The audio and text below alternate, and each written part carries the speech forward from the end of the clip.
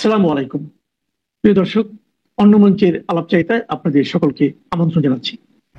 প্রধান উপদেষ্টা মোহাম্মদ ইউনূস আজ 5 আগস্ট সকালে জাতির উদ্দেশ্যে যে ভাষণ দিয়েছেন সেটা শুনছিলাম। না, শুধু শুনছিলাম নয়, দেখছিলাম। দেখতে দেখতে ভাবছিলাম ভদ্রলোকের সত্যি এলেম আছে। এই 90 ছুঁই ছুঁই বয়সেও একেবারে যাকে বলে রীতিমতো সপ্রতিভ সুন্দরভাবে পড়ে যাচ্ছিলেন তার বক্তব্য। ইউনূস যোগ ব্যায়াম করেন কিনা জানি না, সম্ভবত করেন না। আবার নরেন্দ্র মোদী তিনি নিয়মিত যোগ ব্যায়াম করেন। তবু মোদির চেয়ে 14-15 বছর বয়সে বড় হয়েও যেভাবে দাঁতে দাঁত না লাগিয়ে কিংবা জিভে দাঁতে ঝগড়া না বাঁধিয়ে ডক্টর ইউনূস বলে গেলেন তার প্রায় 7 মিনিটের ভাষণটি, তাতে একবার বাহবা দিতেই হয় ভদ্রলোককে। বাহ ইউনূস সাহেব, বাহ। বাংলাদেশের বাঙালির জন্ম যদি 1971-এ হয়, তার আগে যদি বাংলাদেশিরা পাকিস্তানি থেকে থাকে, তাহলে বলতে হয় এই বাংলাদেশের সবচেয়ে গৌরবের সম্পদ, গর্বের ধন রবীন্দ্রনাথ কিংবা কাজী নজরুল নন, তিনি মোহাম্মদ ইউনূস, নোবেল জয়ী ডক্টর মোহাম্মদ ইউনূস। গত বছর আগস্টে দেশের মানুষের কাছে যার পরিচয় ছিল ফেরেশতা, তিনি এত বড় গর্বের সম্পদ বলেই তো গত বছর 5 আগস্টে কে নেবে জাতির ভার এই নিয়ে যখন সবার মাথার চুল প্রায় উঠে যাওয়ার মতো, তখন তাকে প্যারিস থেকে উড়িয়ে নিয়ে এসেছিল বিপ্লবের দূত এই ছাত্ররা। এমন মহান সম্পদ নিজেদের কাছে থাকতে অন্য কারো কথা ভাবা হবে কেন? ইউনূস তার মাস দেড়েক পর নিউ ইয়র্কে বসে ছাত্রদের কাছে তার ঋণের কথা, তাকে প্রধান উপদেষ্টা নিয়োগে ছাত্রদের ভূমিকার কথা, তার অকুণ্ঠ প্রশংসা করেছিলেন। জানিয়েছিলেন মেটিকুলাসলি ডিজাইন করা বিপ্লবে ছাত্রনেতাদের ভূমিকা। তার নিজের ভূমিকা কি ছিল সেটা অবশ্য তিনি বলেননি, নিজের কথা মুখ ফুটে অত বলা যায়? যাই হোক, এমনকি ওই বাচ্চাদের তিনি নিয়োগকর্তা পর্যন্ত বলে দিয়েছিলেন সেদিন। এই বিনয়ের, ইউনূস সাহেবের এই বিনয়ের প্রশংসা করতেই হয়। আরো গুণ আছে মানুষটার। মানুষটি নিমক হারাম নন, ওই সেনাপ্রধান ওয়াকারুজ্জামানের মতো। কেন বলছি কথাটা? দেখুন, ওয়াকার সাহেব সেনাপ্রধান হয়েছিলেন শেখ হাসিনার দয়ায়, সেই দয়ার দাম মিটিয়েছেন হাসিনাকে দেশ ছাড়া করে ক্ষমতায় বসা 1.5 মাসের মধ্যে। ইউনূস তা করেননি। তিনি ওই ছাত্র নেতাদের দয়ার দাম গত 1 বছর ধরে সমানে মিটিয়ে চলেছেন। বিপ্লবীরা, ছাত্ররা এনতার ঘুষ খাচ্ছে, চাঁদাবাজি করছে, শুনছি মেয়েবাজিও করছে, এছাড়াও হাজার অন্যায় করছে, আর তিনি অন্ধ ধৃতরাষ্ট্রের মতো ক্ষমা করে যাচ্ছেন। এমন স্নেহ আছে যে মানুষটার মধ্যে, তাকে প্রশংসা না করে থাকা যায়? আপনারাই বলুন। ইউনূসের আরো অনেক প্রশংসার যোগ্য কাজ আছে, যেমন কি হলো জেমস, সৌরভ কিছু বলবে? হ্যাঁ প্রিয় দর্শক, আমার অফিস অ্যাসিস্ট্যান্ট জেমস এবং সৌরভ কিছু বলতে চাইছে। কি বলতে চায় শোনার জন্য একটু সময় চাইছি। 1 মিনিট, এক্ষুনি আসছি। Please stay tune. প্রিয় দর্শক, ফিরে এলাম। ওরা জানতে চাইছিল আমার শরীর ঠিক আছে কিনা, কারণ যে আমি কোনোদিন ইউনূস সম্পর্কে ভালো কথা বলি না, সেই আমি আজ ইউনূস সম্পর্কে এতটা মুক্তকণ্ঠ, এটা তাদের খুব অবাক করেছে। তাই তো আমি বললাম যেটা ভালো সেটাকে আমি সবসময় ভালো বলি। ও শেখ হাসিনার যেটা ভালো কাজ সেগুলোকে আমি ভালো বলেছি, আবার তার খারাপ কাজ যদি থেকে থাকে সেগুলোকেও খারাপ বলেছি। ইউনূস যেভাবে 5 আগস্ট উপলক্ষে চোখ পিট না করে, থতমত না খেয়ে একের পর এক মিথ্যে কথাগুলো একেবারে অম্লান বদনে বলে গেলেন, যেভাবে হাসিনা আমলের ঘুষ খাওয়া নিয়ে অনেক কথা বললেন এবং বলার সময় তার নিজের আমলের ঘুষ কালচার, ঘুষ খাওয়ার কথা মনেই পড়ল না তার। তাতে লোকটা সম্পর্কে একটা কথাই আমার মনে পড়ছে এই মুহূর্তে, এক মহাপুরুষের কথা। তিনি বলেছিলেন, আমি যাহা করি তাহা করিও না, আমি যাহা বলি তাহাই করিও। কটা মানুষ এমনভাবে মহাপুরুষের বাণী অনুসরণ করতে পারে, তাও এমন সপ্রতিভ ভাবে? কজন পারে? আমি কেবল তার সেই সপ্রতিভ ভাবের প্রশংসা করেছি। কেবল প্রশংসা করতে গিয়ে ওয়াকার উজ্জামানের সঙ্গে তার তুলনা করেছি। বলেছি ওয়াকার উজ্জামান বেঈমান, কিন্তু ইউনুস তার মতো বেঈমান নন। তার মানে এই নয় যে আমি ইউনুসকে ইমানদার বলেছি। আসল কথাটা হচ্ছে, ইউনুসের নামে আজকাল শোনা যাচ্ছে তিনি নাকি দেশের সাথে গদ্দারি করেছেন। তাহলে একটু ওই প্রসঙ্গটা নিয়ে কথা বলি। ইউনুস কোনো ব্যক্তির সঙ্গে বেঈমানি করেছেন এমন শুনিনি, তবে হ্যাঁ, ওই যে বললাম, দেশের সঙ্গে বেঈমানি করেছেন এমন একটা কানাঘুষো শোনা যাচ্ছে। এবং এই কানাঘুষোর কথাটা উঠে এসছে ট্রাম্পের সঙ্গে শুল্ক চুক্তি করতে গিয়ে তিনি যে গোপন চুক্তি করেছেন, সেই চুক্তির কথা বাইরের কেউ জানে না। সেই ব্যাপারটা নিয়ে সবাই বলছে যে উনি বাংলাদেশে আমেরিকার ঘাঁটি, সৈন্য ঘাঁটি তৈরি করতে দিচ্ছেন, উনি সেন্ট মার্টিন আইল্যান্ড দিয়ে দিচ্ছেন, উনি চট্টগ্রাম বন্দর তুলে দিচ্ছেন, এইসব কথা আসছে। আরো কি কি আছে, আরো অনেক কিছুই আছে, এগুলো তো পুরনো কথা। এছাড়াও আরো অনেক কথা আছে। ও হ্যাঁ, 25টা বোয়িং বিমান কিনতে হবে আমেরিকার কাছ থেকে, দরকার থাকুক আর না থাকুক। তারপরে গম টম কিনতে হবে, আরো সব অনেক বেশি দামে কিনতে হবে, এইসব কথাবার্তা চলছে।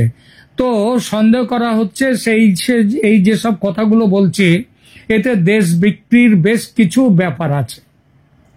বিরোধীরা এসব বলছে বটে, কিন্তু বললেই যে সত্যি হবে তার কি মানে বলুন তো? বিরোধীদের মানে যারা সমালোচক ইউনুসের, তাদের সব কথা সত্যি বলে মানলে তো বলতে হয় যে ইউনুসের মতো চরিত্রহীন ব্যক্তি আর দুটো নেই দেশে। এই যে উপদেষ্টা পরিষদ তৈরি করেছেন, তারপর বিভিন্ন বড় বড় জায়গায় যাদের বসিয়েছেন, তারা সব চাটগার তার নিজের এলাকার লোকজন, নিজের পুরনো চেনা জানা লোকজন। শুনেছি চাটগার এক প্রাক্তন প্রেমিকা, তার সঙ্গেও এখনো ইউনুস তাকে প্রেমিকার বয়স হয়েছে বলে ভুলে যাননি। তার মানে এই নয় যে হ্যাঁ, তো তাকেও ওই প্রেমিকার বয়স হয়েছে বলে ভুলে যাননি, এবং তাকেও তিনি উপদেষ্টা করে রেখেছেন তার পরিষদে। এর মানে এই নয় যে তিনি ওই শুকিয়ে যাওয়া ফুল পছন্দ করেন কেবল। আসলে ইউনুসের মধ্যেকার যুবক ইউনুস যৌবনেরও পূজারী। বিরোধীরা এই প্রসঙ্গে চিমটি কাটেন এক লামিয়া না কাকে নিয়ে, আমি জানি না, আমি আল্লাহ জানেন এর কতটা সত্যি। কারণ মানে সেই ক্ষমতা আছে কিনা ইউনুসের, আমি বিশ্বাস করি না। সমালোচকরা অভিযোগ করে ইউনুসের স্বার্থপরতা নিয়ে। তিনি কিভাবে দেশের প্রাপ্য আয়করের 666 কোটি টাকা মকুব করে নিলেন ক্ষমতায় বসেই, সেই কথা বলেন। যদি মেনেও নিই অভিযোগ, তাহলে বলবো অন্য নেতারা হাজার হাজার কোটি টাকা দেশের টাকা মেরে বিদেশে পাঠিয়েছেন, সেই তুলনায় গত প্রায় 50 বছর ধরে তো এই জিনিস চলেছে, সেই তুলনায় ইউনুস নিয়েছেন মাত্র 666 কোটি টাকা। এটা তো বলুন আপনারা, এটা তো অন্যদের তুলনায় মাছি মারা। আপনারা এই বলুন, মাছি মারলে পাপ হয়? হ্যাঁ, তিনি ক্ষমতায় বসে নিজের নামের সব মামলা তুলে নিয়েছেন আদালত থেকে, এটাও তার বিরুদ্ধে একটা বড় অভিযোগ। এতে তার কি দোষ বলুন তো? তার আইন উপদেষ্টা কি যেন আশিক নজরুল তো তুলে নিয়েছে সব মামলা। জজ সাহেবরাও দেখেছেন এসব মামলার দম নেই। ইউনুস নিজেই বলেছেন এসব মামলায় দম ছিল না, তাই জজ সাহেবরা রাজি হয়েছেন মামলা তুলে নেওয়ার সরকারি প্রপোজাল পাওয়াতে। এখানে ডক্টর ইউনুসের দোষ কোথায় বলুন তো? দর্শক, একটা কথা আছে, যাকে দেখতে নারী তার চলন বাঁকা। ইউনূসের ক্ষেত্রে তাই হয়েছে। 90 ছুঁই ছুঁই এই একটা বুড়ো মানুষ দিনরাত এক করে নাওয়া খাওয়া ভুলে প্রাণপাত করছেন। লামিয়া ম্যাডাম এত বোঝাচ্ছেন, কান দিচ্ছেন না। তিনি যদি কাজের থেকে বিশ্রাম নিতে একটু বেশি করে দেশের টাকায় বিদেশ যাত্রা করেন, তাতে দেশের লোকের চোখ টাটায় কেন? এইসব পাগলরা যাদের চোখ টাটায়, তারা বোঝে না যে প্রধান শাসক হয়ে নিজের টাকায় বিদেশ গেলে, আজে বাজে হোটেলে থাকলে, তাতে তার দুর্নামের থেকে দেশের দুর্নাম বেশি হয়। কিন্তু তিনি বাংলাদেশের মানুষ, তাই তিনি সবচেয়ে নামি হোটেলের সবচেয়ে দামি ঘরে থাকেন, কারণ বাংলাদেশের তিনি এখন সর্বোচ্চ শাসক। তাও তো খুব বেশি তিনি যাননি, 12 মাসে বোধহয় 13 বার গেছেন। খুব বেশি হলো কি?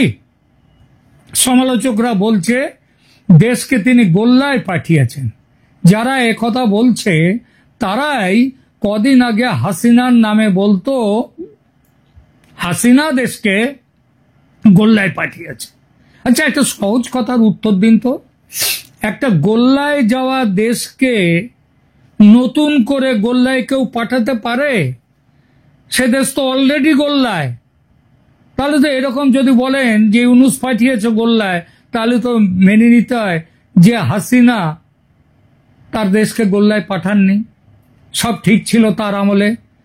আর যারা ইউনূসের সমালোচনা করছে, ওই বিএনপির দু একটা আরো কিছু লোকজন যারা বলছে, তারা বলুন তো সে কথা, বলুন। অভিযোগ ইউনূস এখন ইসলামী জঙ্গি। তিনি জঙ্গিদের জেল থেকে মানে একেবারে গণহারে ছেড়ে দিয়েছেন, যা বাবা তোরা চোরে খা। তো ইউনূস এখন, তার জন্য ইউনূসকে বলা হচ্ছে ইউনূস ছেড়ে দিয়েছেন জেল থেকে। আরে বাবা, ছেড়েছে তো আদালত, আদালত ছেড়েছে বলেই তো তারা চলে গেছে।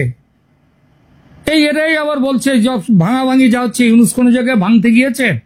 ওই যে বের মূর্তি আমাদের মুজিবুর রহমানের বঙ্গবন্ধুর মূর্তি ভাঙলো, আরো যেসব ভাঙাভাঙি চলছে, 32 নম্বর ভাঙলো, এই সবগুলো ইউনূস কোথাও ভাঙতে গেছেন? তিনি তো পুলিশ মিলিটারিকে দিয়ে রেখেছেন, তারা কেন দেখেনি?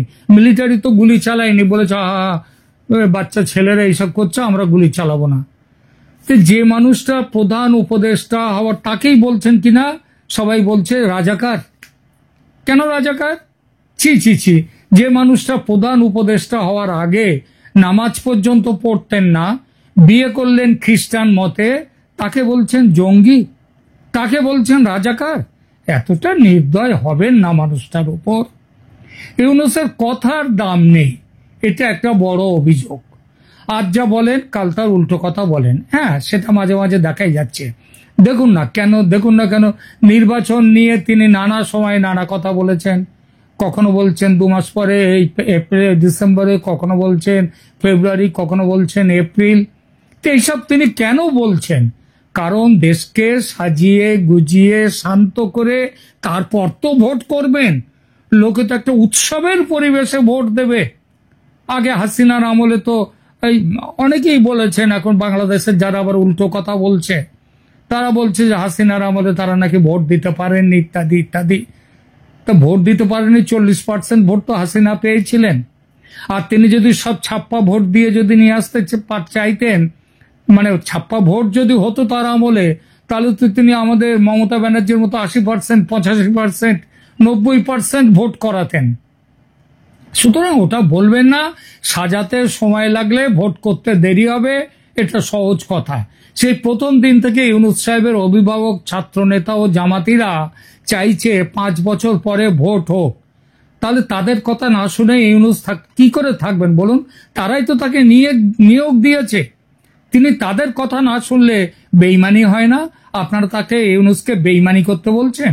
দর্শক দেখুন, চারপাশের এত চাপের মধ্যেও আজ সকালেই দেখলাম তার মুখের স্বর্গীয় হাসিটি, সেটি কিন্তু এখনো যথারীতি আছে। ভাষণ দিতে গিয়ে তিনি তোতলাচ্ছেন না। এতেই বুঝুন তিনি কতটা অসাধারণ গোত্রের মানুষ। শুনলেন কি বললে সৌরভ? কি বললে? অসাধারণ নয়, দোকান কাটা। ওর বোধহয় মনে পড়েছে গ্রাম বাংলার সেই প্রবাদটা, 1 কান কাটা যায় গ্রামের বাইরে দিয়ে মুখ ডেকে, আর দোকান কাটা যায় গ্রামের মধ্যে দিয়ে বুক ফুলিয়ে। ইউনূস কি দোকান কাটা? আপনারাই বলুন আপনাদের কথা কমেন্ট সেকশনে, হ্যাঁ বলবেন। আজকের মতো, এখনকার মতো তাহলে এখানেই রাখছি।